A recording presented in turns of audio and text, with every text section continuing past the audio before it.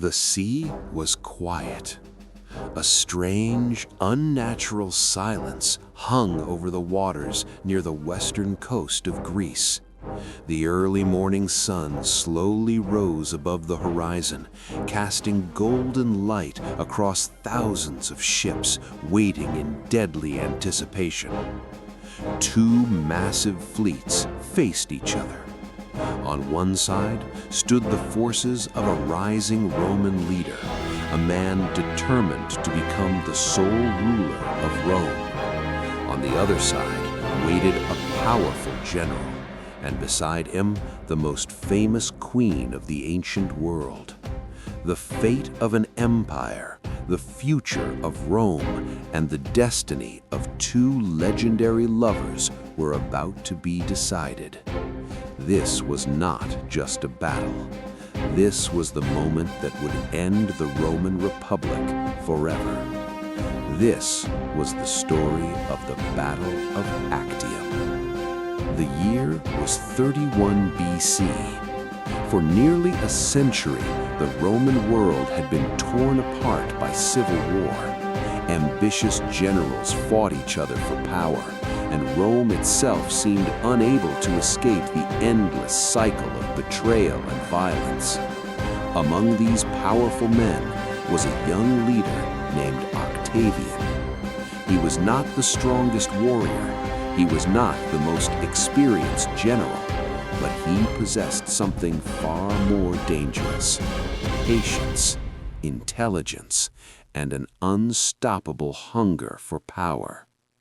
Octavian was the adopted son of the legendary Roman dictator Julius Caesar, whose assassination in 44 BC had thrown the entire Roman world into chaos. After Caesar's death, Rome split between several powerful figures, but eventually two men emerged as the most dominant forces: Octavian in the west and a brilliant, fearless general in the east. His name was Mark Antony. Mark Antony had once been Caesar's most trusted commander. He was a fearless soldier, a charismatic leader, and a man loved by his armies. But his fate would soon become tied to another legendary figure, a queen whose beauty, intelligence, and ambition would shake the Roman world. Her name was Cleopatra VII, the last ruler of ancient Egypt. Cleopatra was far more than just a queen. She was a master strategist, a brilliant politician, and a woman who understood power better than almost anyone alive. Years earlier, she had formed a powerful alliance with Julius Caesar himself. After his death, her attention turned to another Roman leader, Mark Antony. Their meeting changed history. When Mark Antony first encountered Cleopatra, he was captivated. Her charm, intelligence, and confidence were irresistible. But their relationship was more than romance. It was a political alliance. Together, they dreamed of building a powerful empire that stretched across the eastern Mediterranean. But in Rome, Octavian saw something very different. To him, Mark Antony had betrayed Rome. Instead of defending Roman interests, Antony had become loyal to a foreign queen. Octavian began a massive propaganda campaign. Across Rome, he spread stories claiming that Antony had abandoned his Roman identity, that Cleopatra had bewitched him, and that the Queen of Egypt planned to rule Rome itself. The Roman people were furious. Cleopatra became the enemy, and Octavian prepared for war. In 32 BC, the tension exploded. The Roman Senate officially declared war, not against Mark Antony, but against Cleopatra. It was a clever move by Octavian.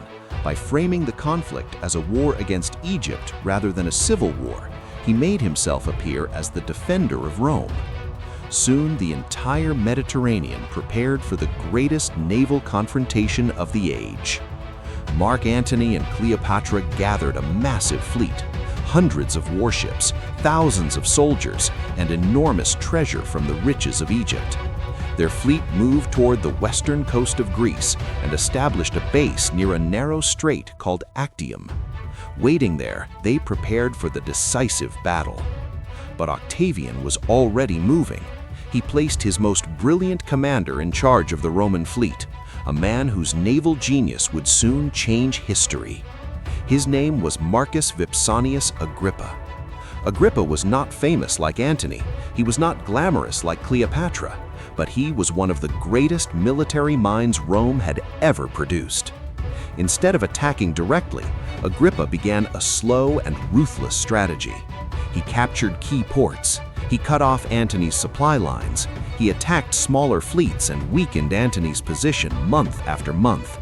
Soon, Antony's forces were trapped. Food became scarce. Disease spread among the soldiers. Morale began to collapse. Inside their camp, tension grew between Roman commanders and Egyptian allies. Every day that passed made Octavian stronger and Antony weaker.